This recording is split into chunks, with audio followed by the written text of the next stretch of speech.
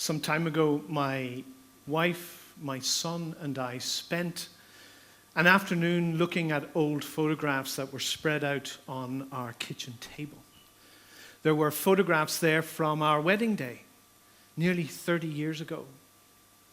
We couldn't afford to hire a professional photographer, so we asked our friends who were coming and had cameras, and we said, take some photographs and then make us a copy of the prints and send them to us. And of course, they were all delighted to do it. So spread on the table were dozens and dozens of thoroughly unprofessional photographs from our wedding day.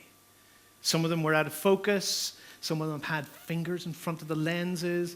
Some of them were badly framed, so people lost heads and arms. But it perfectly conveyed the day we had.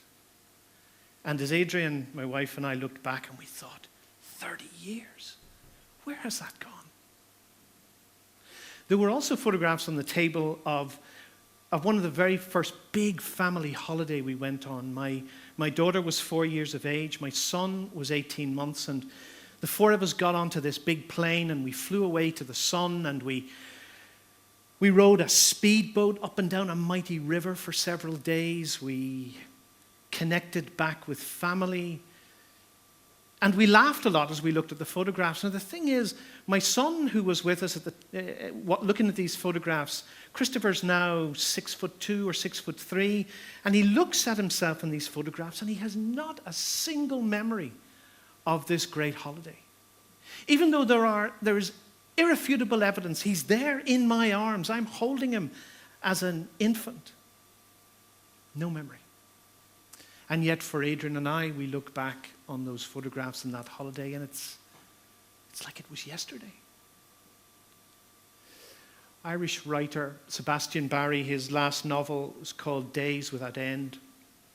The central character is a guy called Thomas McNulty. And McNulty tells the story of his tumultuous life. And he says, I look back over 50 years of life and I wonder where it went. I guess it all went by like that, and I never noticed.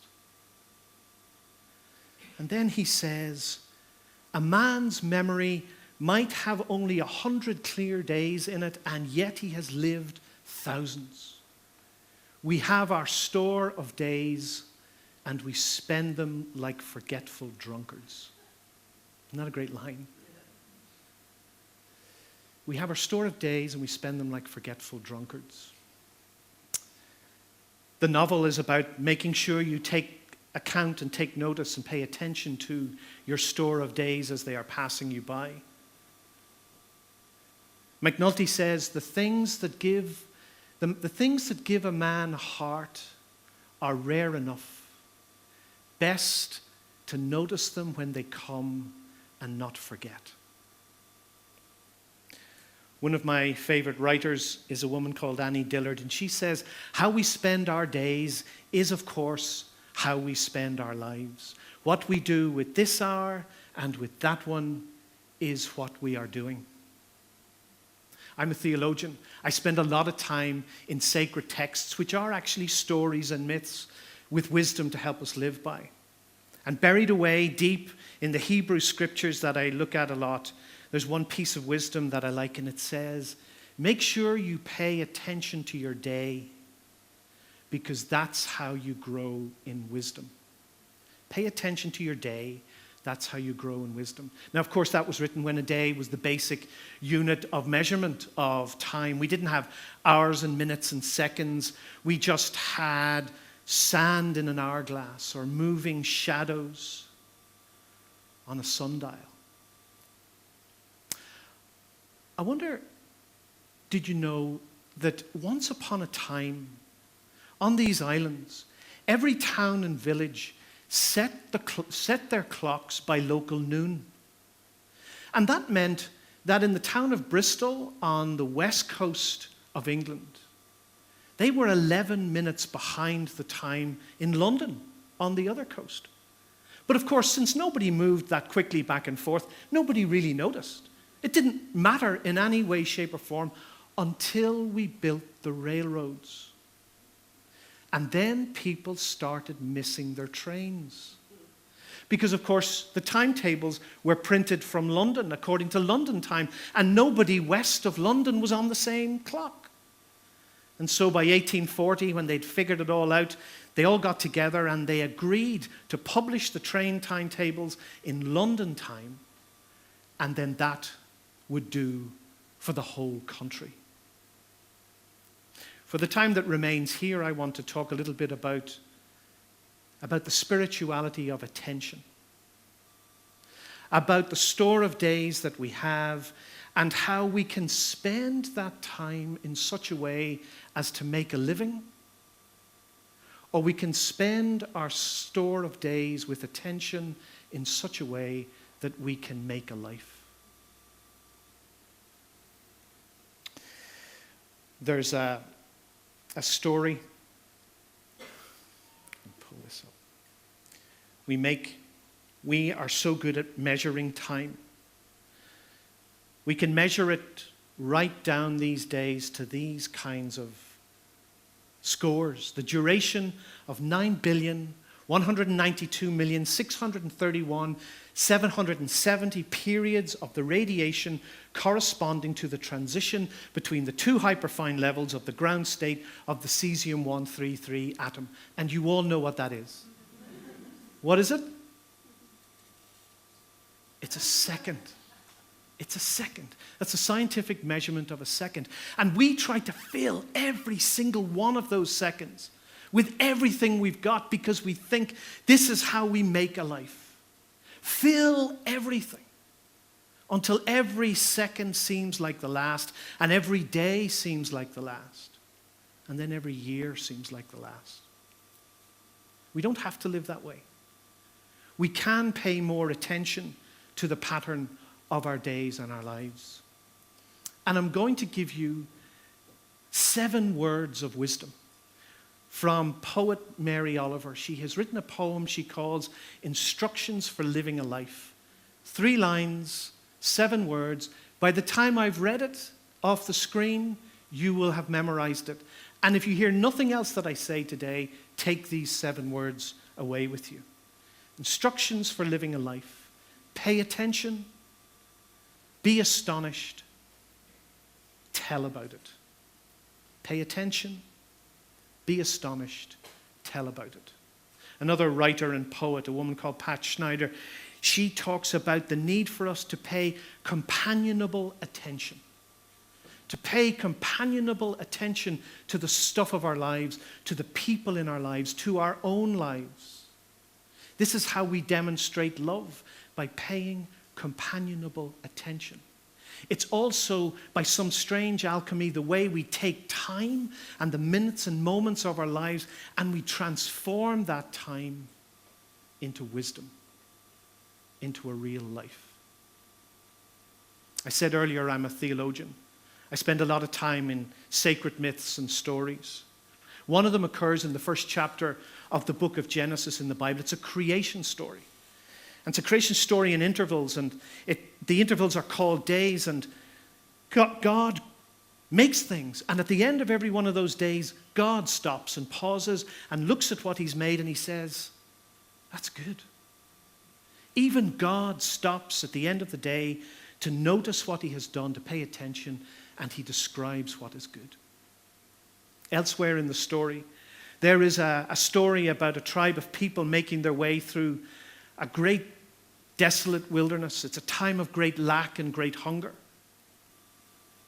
And the story goes that God provided them with this food that they called manna.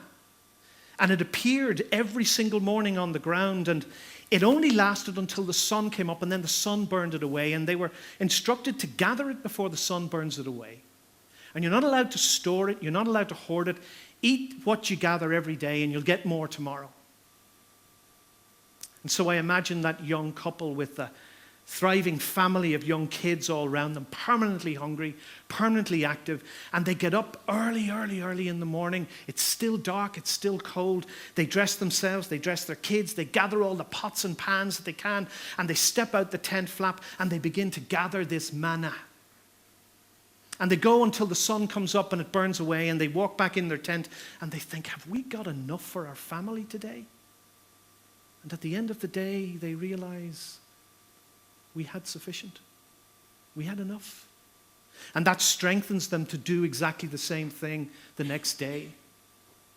Or that old couple who are slow in the mornings and backs and bones are sore in the cold, and by the time they're walking out of the tent, the eastern horizon is already beginning to lighten as the sun's coming. They don't have much time and they're slow, and they gather what they can, and they find at the end of the day, according to the story, that there was sufficient.